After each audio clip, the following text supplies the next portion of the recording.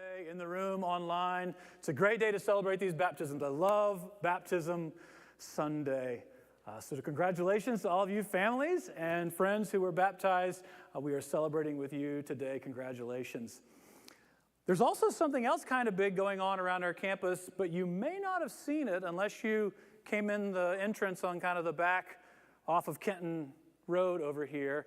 But we've been talking about the investments that we've been making in our campus, and we have actually broken ground this past week on a new playground that's going to be installed over here on the far side of Building D, our education building. So if you're like me and you get excited when like the ground gets broken for something new, drive by and take a look at the mud on your way out. Like they're leveling it out. It's going to be a multi-level space there. So we're expanding a larger playground space for the littles as well as the older kids. It's going to give us an opportunity to open up the space right out front in our main entrance. When the new playground is done, the old playgrounds will be removed and we'll have a more open and welcoming front porch area to our campus. So we're excited about that. So progress is being made. And if you like progress like I do, go celebrate the mud that's on the outside of the building as you go today. So today is also significant because we're coming to the end of our New Year's series. We've been calling it The Calling. And what we've been doing is going through what I've called Jesus' training program for his followers, for his disciples. He's teaching them to do the things that he did when he was on earth.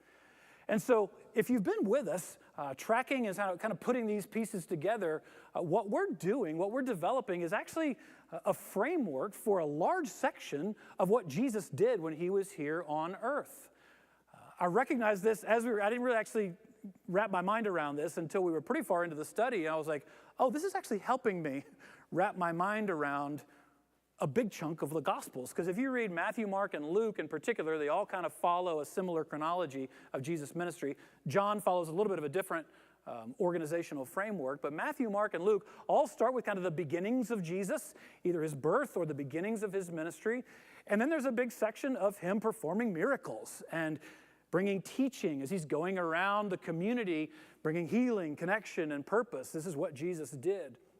And then he moves in all three Gospels, Matthew, Mark, and Luke, into a section like we've been looking at, which is where he's training his disciples to do what he did, to think like he thinks, to love others the way that he loves others. And that's what we've been seeing. And so if you have been able to kind of wrap your mind around this, then you're getting some handles on the Gospels and what Jesus did when he was on earth. And I think that's going to serve all of us well, because following Jesus is really what it's all about, and learning to do what he did. And this is empowering us to do that. And then the Gospels all conclude with Jesus making it to Jerusalem, where he would suffer and die and be raised again for the forgiveness of our sins. And so this is that big third section. And so I hope it's been helpful for you. And I'm going to put it all together one more time for us as we wrap up this series. So we've been looking at the calling from the end of Luke chapter 9 through chapter 15 today. And first we saw the call to go and bring peace to anyone who would receive it.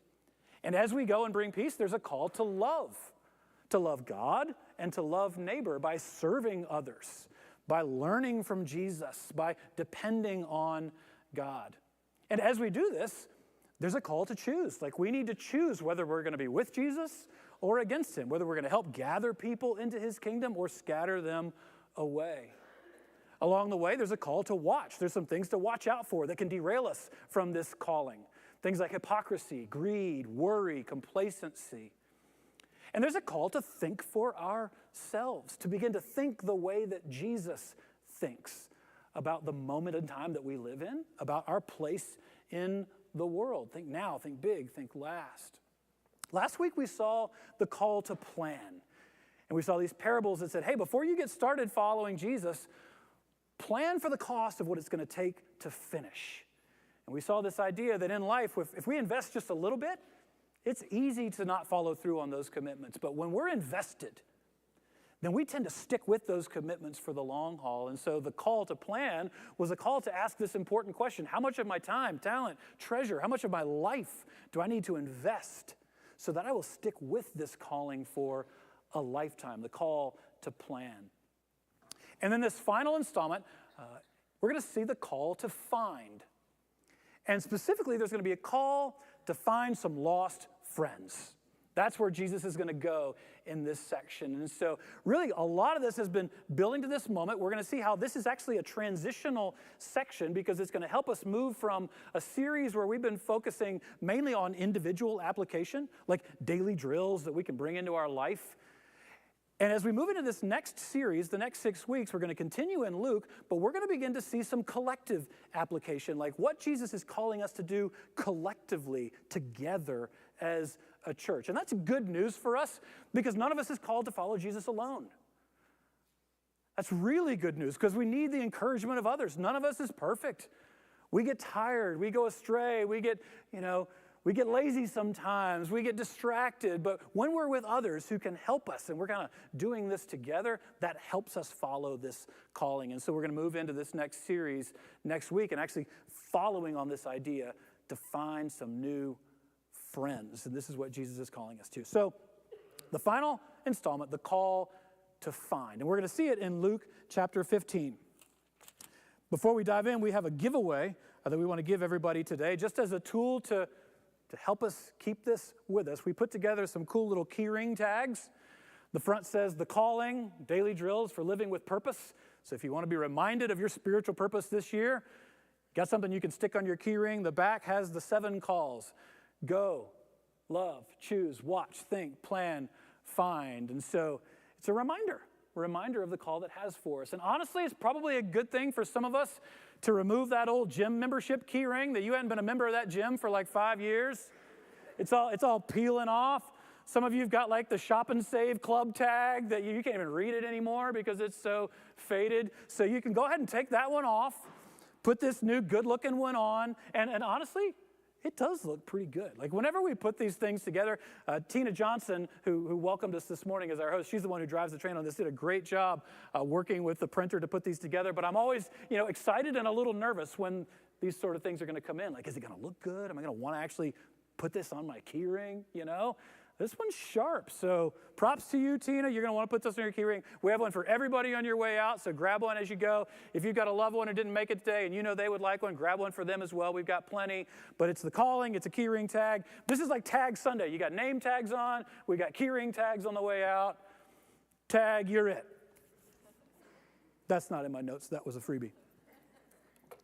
So the call to find, Luke 15. And I want to set the table for this a little bit because what we're going to find is at least 2 of these parables are among the most famous parables that Jesus taught. Like, you don't even have to be around church, and people know the parable of the lost sheep and the parable of the prodigal son. Like, these are 2 of the parables that are coming. Very familiar parables to us. But what may not be so familiar, at least it wasn't to me, is the setting in which Jesus gave these parables. And what we find at the beginning of Luke chapter 15 is a certain setting that prompted Jesus to teach us something through these particular parables that have gone on to be some of his most famous teachings that have spread around the world. So what is that setting? We find it in Luke 15, verses 1 and 2. And here's Jesus. Picture him at a big dining room table with a bunch of people that he's sharing a meal with. And this is what that picture looked like. Luke 15, 1 and 2. Now the tax collectors and sinners were all gathering around to hear Jesus. But the Pharisees and the teachers of the law muttered, "This man welcomes sinners and eats with them."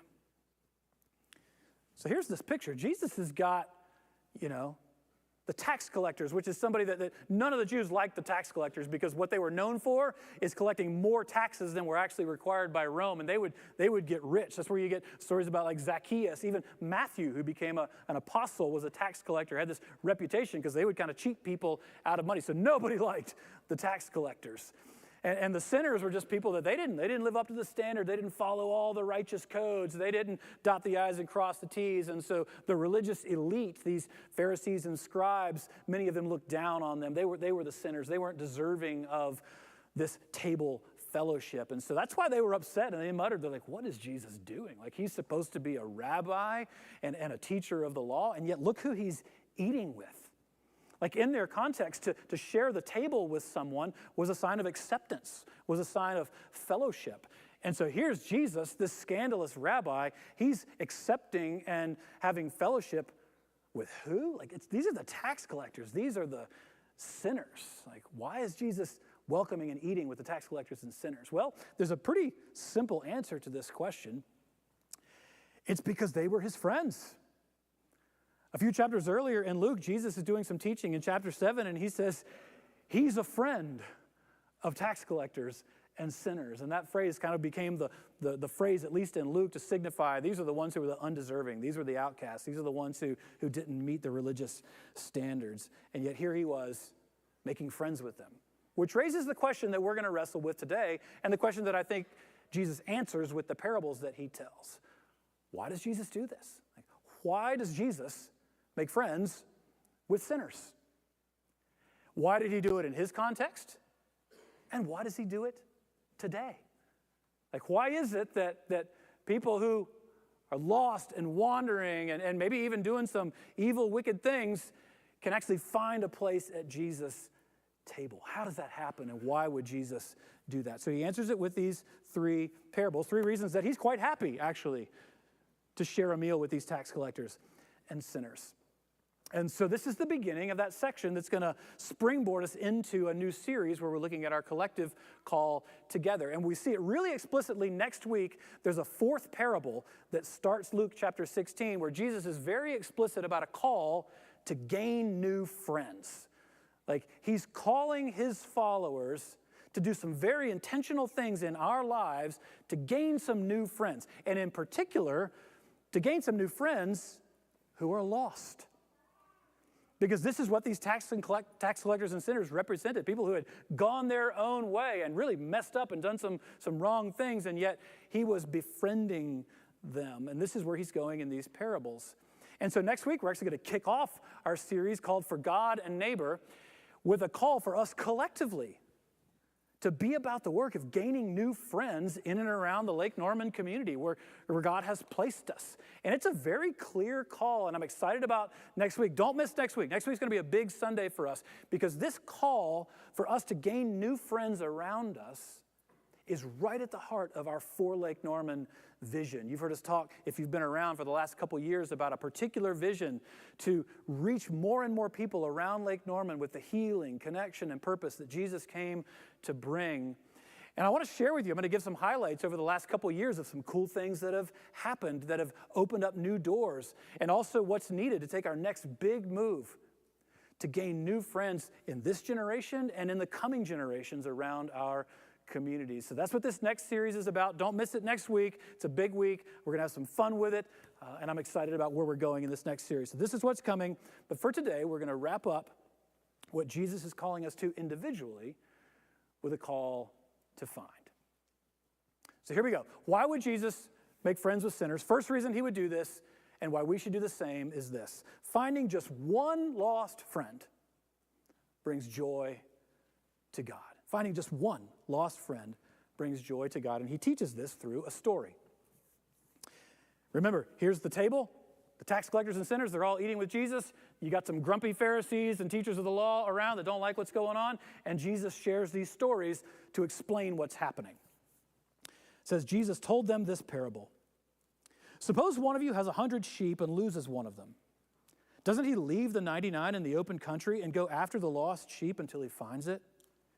And when he finds it, he joyfully puts it on his shoulders and goes home. Then he calls his friends and neighbors together and says, "Rejoice with me. I have found my lost sheep." I tell you that in the same way, there will be more rejoicing in heaven over one sinner who repents than over 99 righteous persons who do not need to repent. So the pretty clear emphasis in Jesus' parable is the value of the one. It says he left the 99 found sheep, the 99 righteous persons, to go and find that one lost sheep, and then rejoiced, called all his friends together. And Jesus said there's rejoicing in heaven over every lost sheep that is found. And of course, that lost sheep is identified as a sinner who has repented, who has turned to Jesus. And that's really what the Bible means when it refers to people as lost. There's really only 2 kinds of people in the world. There's lost people and found people.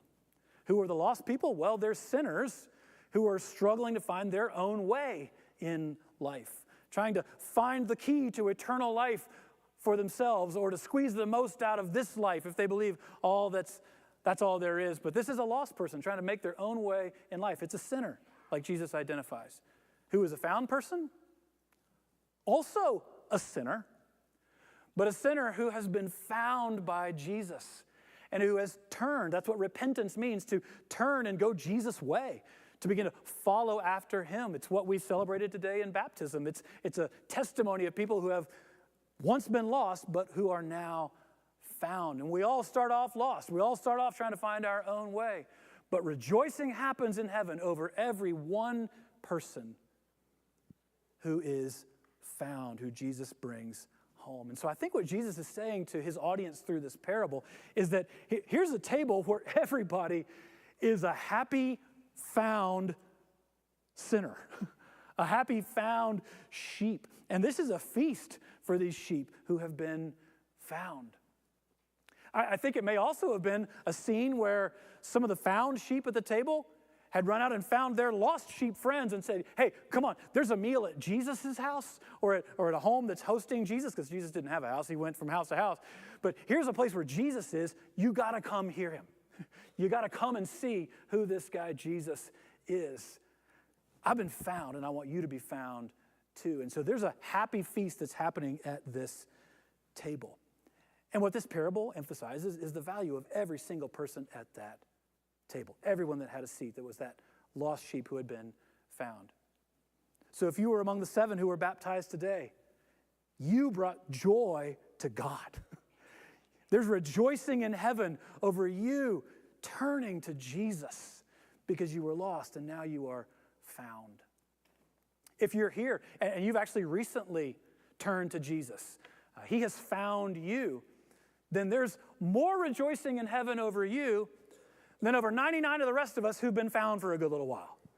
Like, that's good news. Jesus celebrates, heaven celebrates every individual, and it speaks to the value of each person. Because it's good to be found, isn't it? Like, when you're found, you realize just how valuable you are to God. And isn't that part of being lost? Is not knowing how much value you have and wondering? Like, part of what happens when we're lost is we wonder if our lives matter to anyone, much less God.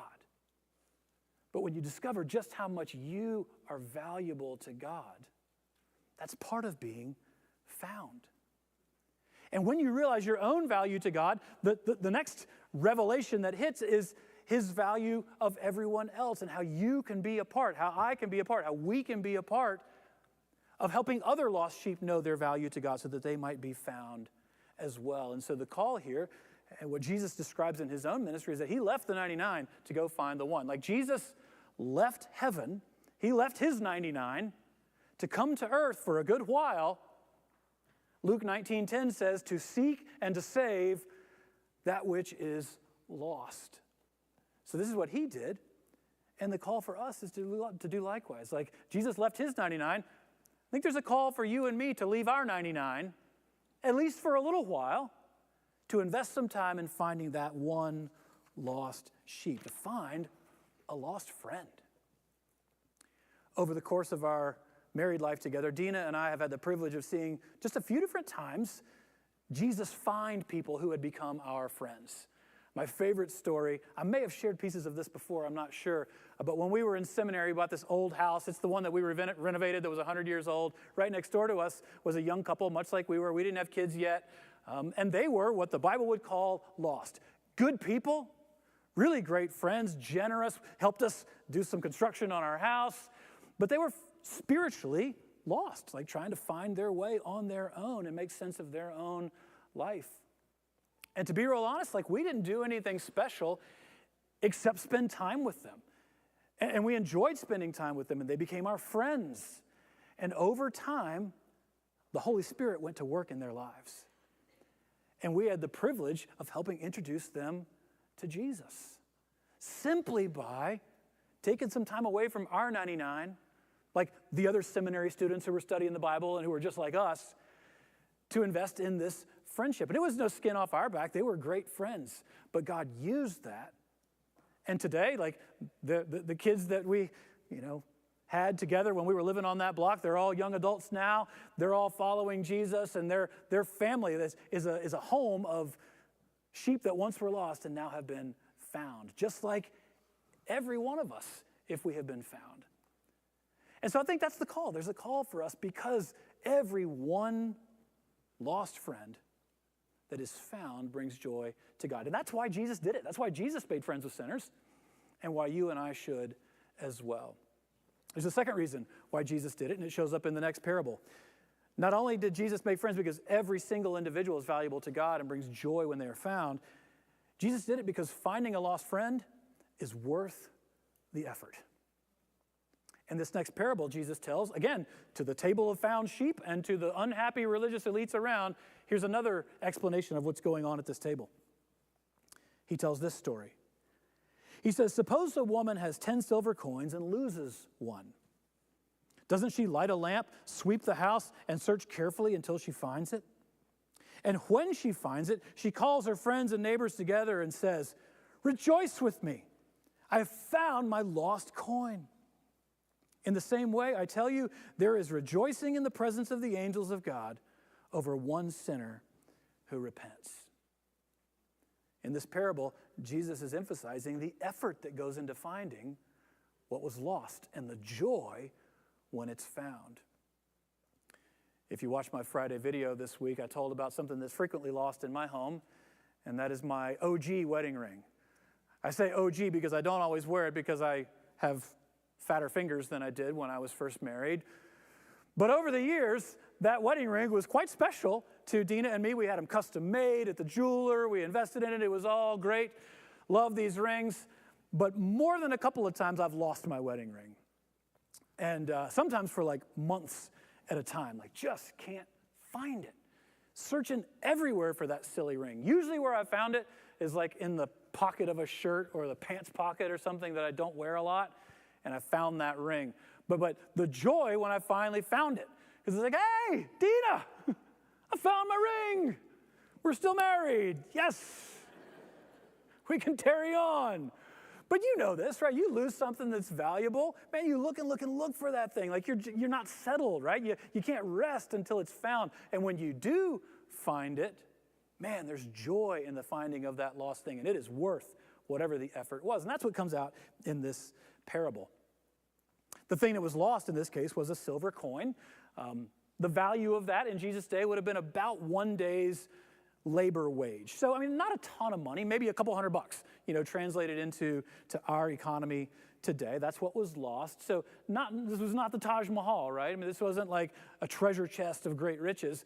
But when that poor woman found it, oh man, it meant everything to her. And the effort that she went to, she lights a lamp, she sweeps every corner of her house, she searches carefully and diligently until she found it. And as Jesus is addressing the scene at this table, I think what he's saying is, hey, here's a table of happy tax collectors and sinners because they've been found and they got friends who were lost and are now found. And they worked hard to reach those friends. They worked hard to bring them to Jesus. Jesus had worked hard to come and make a way for them to hear the good news of his gospel. They put in a lot of effort, I think Jesus is telling us, and it paid off. They turned to Jesus. And I think that's a helpful thing for us to see because it does take effort to connect with people. At least two practical ways it takes effort to connect with people. One, it just takes work just to get together with someone, right? Like, I think one of the key aspects of Jesus' ministry was the time that he spent with people, where he was out sharing meals, spending time, inviting people to be with him. I think that was Jesus' sort of primary ministry strategy. And along the way, he brought healing where it was needed. He connected people with one another. He gave them purpose. This is how Jesus went about seeking the lost and finding these new friends. It took effort. And I think it's the same today. Like it's just hard work to make a connection with somebody, isn't it? Like you got to invite them over, which means you got to find a day and time that works for you and see, a time that works for them and put it on the schedule. And then more times than not, you're probably going to have to reschedule it because something came up to wreck that first one, right? And maybe even a third time, you might have to schedule it again. when you're really trying to make time to connect with somebody. You might have to find a babysitter. You know, you're probably going to have to shop for some food or find some kind of a meal plan or pick a restaurant that's going to be, suitable to everybody. If they're coming to your home, you probably want to clean up the house a little bit. If this is, you got to get off work to get home, to get ready, you got to get out of the office. And how many times when you got something planned, like that's the day that something blows up at the end of the day, and you're like, I got to get out of here. I got people coming over. And then after all of that, you know what you got to do? You got to muster the energy to be sociable. Right? I mean, it's a Friday. It's been a long week. You've been running the kids all over the place. You've had a hard week at work. Something blew up. You've been putting out fires. And oh my goodness, we got these people coming over. I like these people. Glad they're coming over. But man, I just want to binge watch the Olympics, So this is what it takes. Like, it just takes work to connect with people. I think that's one of the ways. But Jesus says it's worth the effort. And I think it's worth thinking for a minute about who you're hanging out with. Like, who are you eating dinner with on a semi-regular basis? Who are you hanging out with and spending time with? Who are you making time to create opportunities to schedule? Who is it that you're putting out the effort to befriend in your life? Is it anybody? Is it all the 99? Or like your favorites of the 99? Or is there one? Is there a friend that God has brought into your life? An individual that may fit this description of a lost sheep. Good person, but spiritually lost. And maybe you could be the means that God uses, that Jesus uses to help find that lost sheep. Who are you spending time with? Does your company, does my company, does our company look like Jesus' company? A happy table of tax collectors and sinners? It takes work. I think it takes work on another level too, because when we actually do get to know somebody, people are messy. Like it takes a willingness to get into the mess of people's lives if we're really going to have a meaningful relationship. And this shouldn't shock us because we all have our own messes. That's one of the reasons we don't reach out to people, because we're just consumed with our own junk that's going on. We can barely keep our own head above water, much less try to schedule time with someone else and meaningfully get to know them. It takes work. It takes effort to actually have a meaningful relationship with somebody. But what Jesus is saying is the joy when someone is found by Jesus, of a lost sheep turning to Jesus and becoming found, man, it is worth every bit of the effort. And that's why Jesus did it. And that's why we're called to do it as well. Thinking about both these parables together, the lost sheep and the lost coin, both of these feature an object that was lost that actually wasn't of extraordinary value. So a sheep, not exactly the pride of the animal kingdom. Couple $100. This is not a treasure chest filled with gold. But it was such joy-filled rejoicing that came for the one who found it.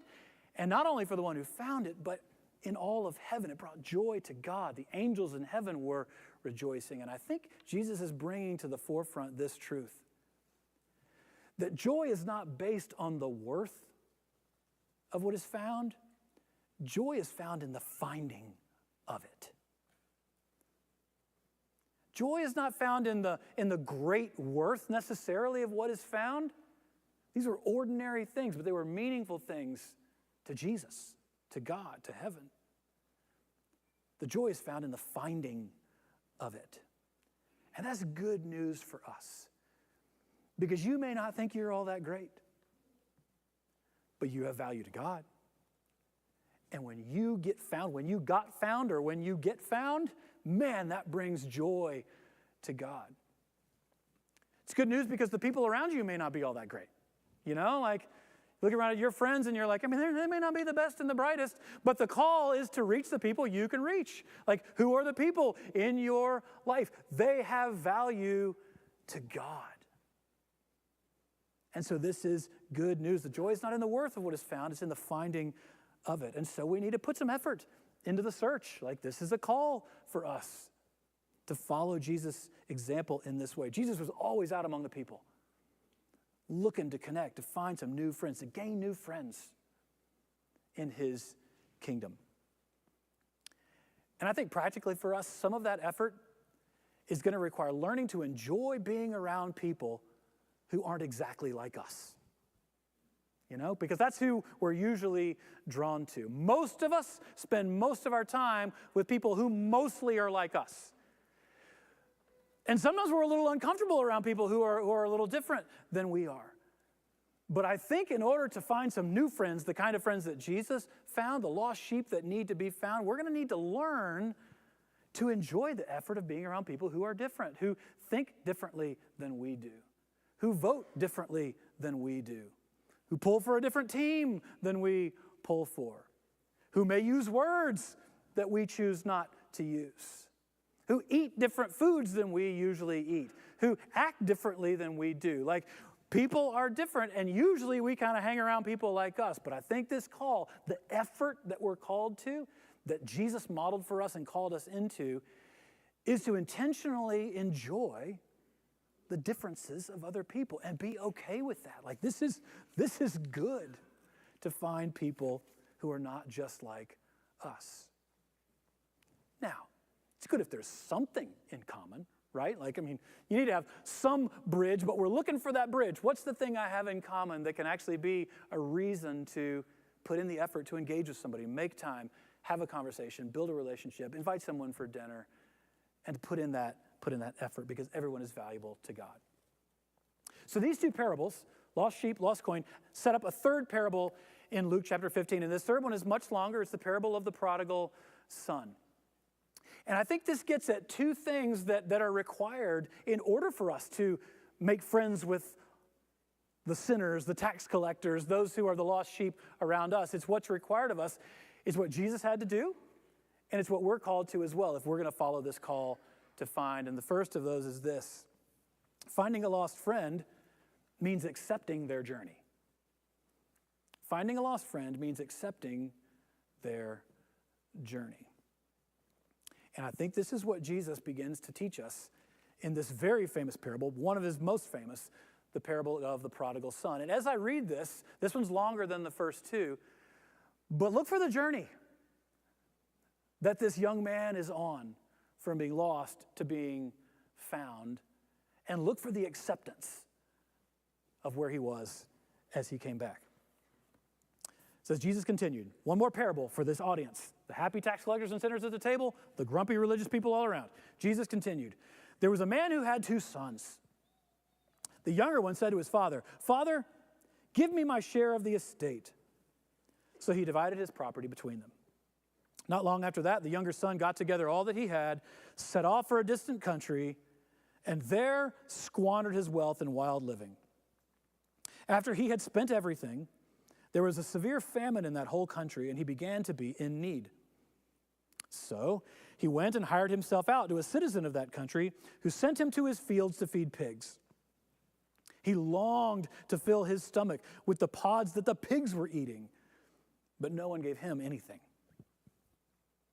When he came to his senses, he said, "How many of my father's hired servants have food to spare? And here I am, starving to death. I will set out and go back to my father and say to him, 'Father, I've sinned against heaven and against you. I'm no longer worthy to be called your son. Make me like one of your hired servants.' So he got up and went to his father. But while he was still a long way off, his father saw him and was filled with compassion for him. He ran to his son, threw his arms around him, and kissed him. The son said to him, 'Father, I've sinned against heaven and against you. I'm no longer worthy to be called your son.' But the father said to his servants, 'Quick, bring the best robe and put it on him. Bring a ring and put it on his finger, and sandals on his feet. Bring the fattened calf and kill it. Let's have a feast and celebrate. For this son of mine was dead and is alive again. He was lost and is found.' So they began to celebrate."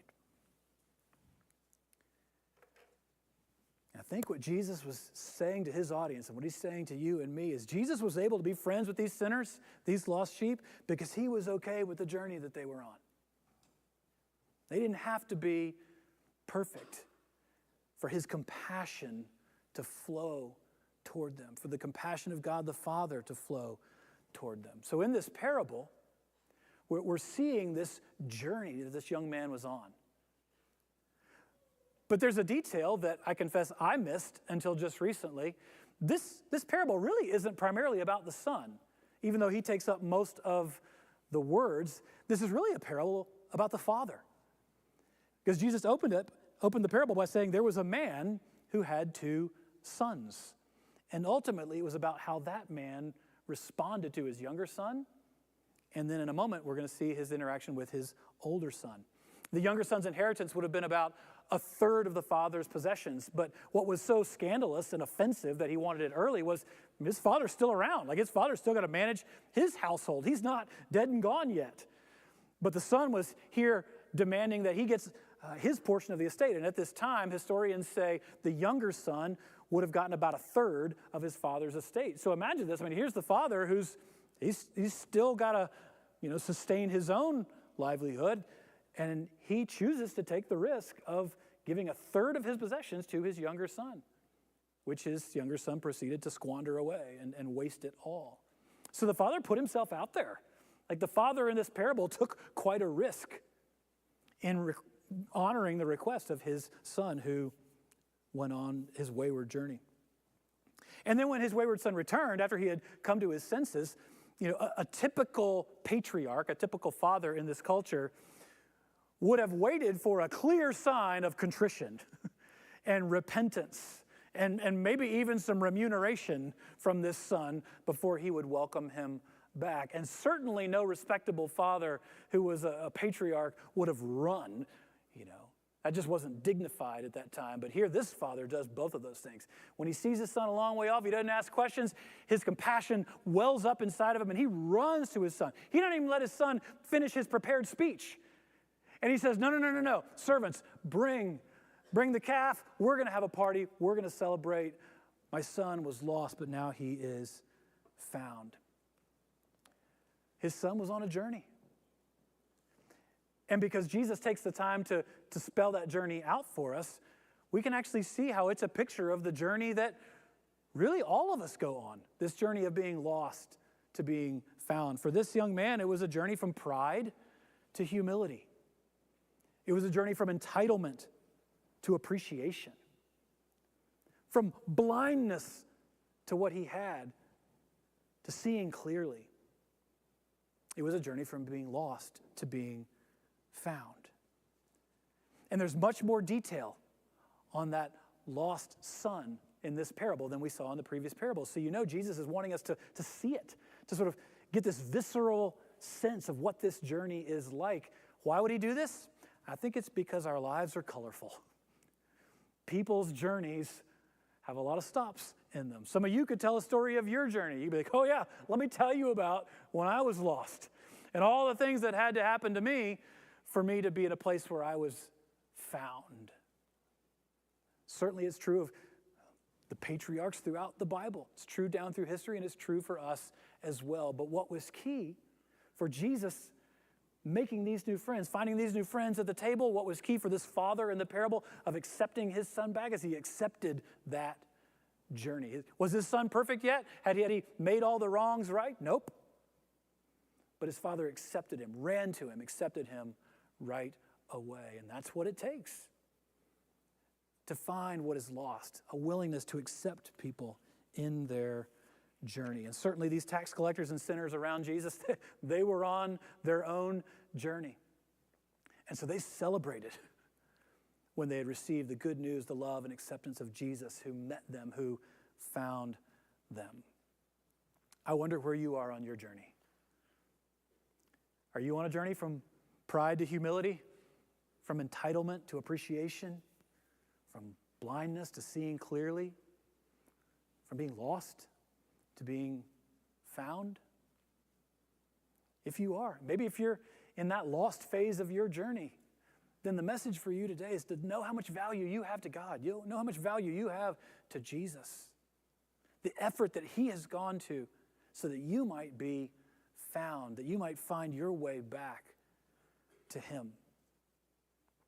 And if you have friends, family members who are in that lost phase of their journey, the call to find is to maintain that relationship. Like, continue the effort that it takes. And it does take effort, but it's worth it, Jesus says, to continue to hold that relationship open, accepting your friend or loved one, not wanting to leave them where they are, but loving them where they are, and praying that one day God would bring them to the place where they go from being lost to being found.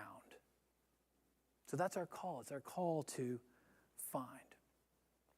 And then finally, there's one more requirement. There's one more thing that's necessary in order to do what Jesus did, to make friends with the lost, to find some lost friends in our lives. And that is this: finding a lost friend means appreciating what you've been given. Finding a lost friend means appreciating what you've been given. And this comes out in the way that Jesus describes the older brother in this story. So after the father has welcomed in the prodigal who has returned, meanwhile, the older son was in the field. When he came near the house, he heard music and dancing, so he called one of the servants and asked him what was going on. "Your brother has come," he replied, "and your father has killed the fattened calf because he has him back safe and sound." Should be good news, right? Hey, little brother's here. Nope. The older brother became angry and refused to go in. So his father went out and pleaded with him. But he answered his father, "Look, all these years I've been slaving for you and never disobeyed your orders. Yet you never gave me even a young goat so I could celebrate with my friends. But when this son of yours," doesn't even call him his brother, "when this son of yours who has squandered your property with prostitutes comes home, you kill the fattened calf for him." "My son," the father said, "you are always with me. Everything I have is yours. But we had to celebrate and be glad because this brother of yours," reminds him of that relationship, "this brother of yours was dead and is alive again. He was lost and is found." Finding a lost friend means appreciating what you've been given. And I think this parable ends in this open-ended way because we don't know how the older brother responded to his father. And I think it's an invitation for all who would read this story, you and me, to wrestle with how we would respond if we were the older brother. Like, how would we answer our father when he says, your brother was dead and is alive, he was lost and is found? How would we respond if we were that older brother? And this is the question that Jesus was putting before these grumpy religious elites. Because make no mistake, they were being the older brother in this story. And so he's challenging them. He said, here's a happy table of lost sheep who've been found, prodigals who have come home. How are you going to respond? I think if we're going to find the lost friends, we've got to appreciate what we've been given. All that God has blessed us with. Not be jealous, not be petty, not think, man, I've been doing this for a lifetime. Well, they've been out there screwing around, and now, look, they get everything that I get. Praise God. But you got to appreciate what you've been given first. And I think we can all see that older brother tendency, right? Very easy not to appreciate what we've been given. But if we're going to find the lost friends like Jesus did, that's what it's going to take. So finding even one lost friend brings joy to God. Putting in the effort is worth it. What it's going to take is accepting people on their journey. Might not be as far along as you. And to love them selflessly means appreciating all the good things that we have. And this is the call to find. To find some friends like Jesus found some friends who are lost and need to be found. So one last daily drill, and then we're going to move on to a series where we're looking at how we get to do this together. And that's good news because None of us has to do this alone. Like, none of us is called to follow after Jesus' example alone. That's good because we're weak. We get distracted, but we have each other.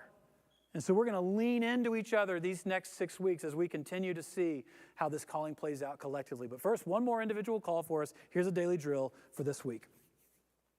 Put in the effort this week to schedule time with someone who may need your help finding their way back to God.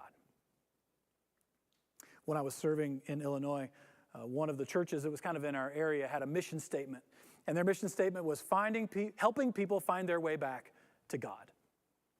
And the way that they explained it was, they say back, not because they once followed Jesus and had strayed away, but because Jesus created all of us at creation to be in fellowship with him. He created humanity to be in fellowship with him.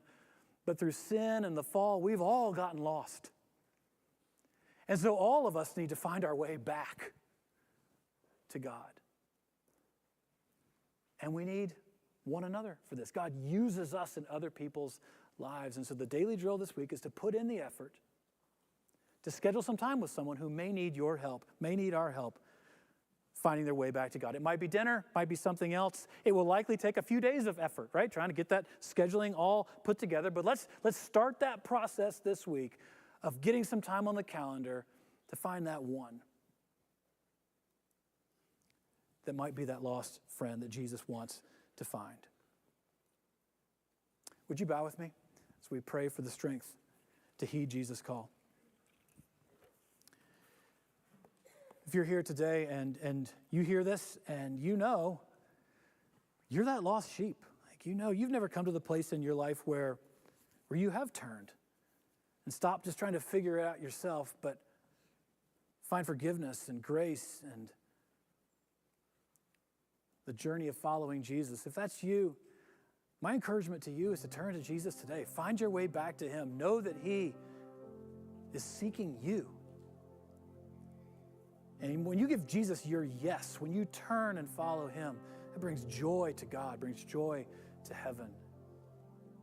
And you can do that simply by acknowledging in your own words and in your own way, in a simple and quiet prayer, Lord, I know I've been going my own way. Please forgive me. Accept me. Give me your Holy Spirit. I want to follow after you. If that's you, share it with somebody who's been found before you that can help you take some steps of following Jesus, a friend, a family member, church leader, someone that you trust that can help you take those steps. And for all of us, this final call, let's find a lost friend. Let's look for that one. Let's put in the effort. Let's accept them on their journey and appreciate all that we've been given.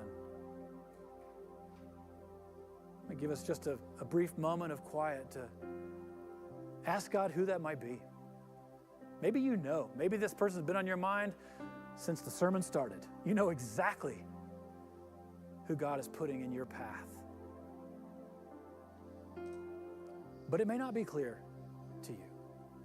And so ask God, Lord, who do you want me to help find? Who do you want to find through me? Help me to have the courage. Help me to have the strength. Help me to have the persistence to invest in that relationship. Take a moment. Ask, Lord, who it is for you this week. And then I'll close this and we'll stand and sing.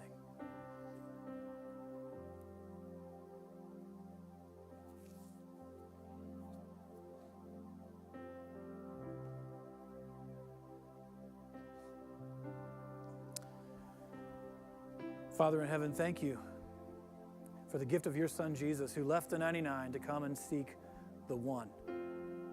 And every one of us